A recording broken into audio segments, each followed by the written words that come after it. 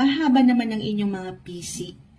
Ayan, mahaba ang inyong pasensya. At this mid-August, pangibabawan daw po kayo niyan. Yung patuloy na pag-unawa and compromise with your partner.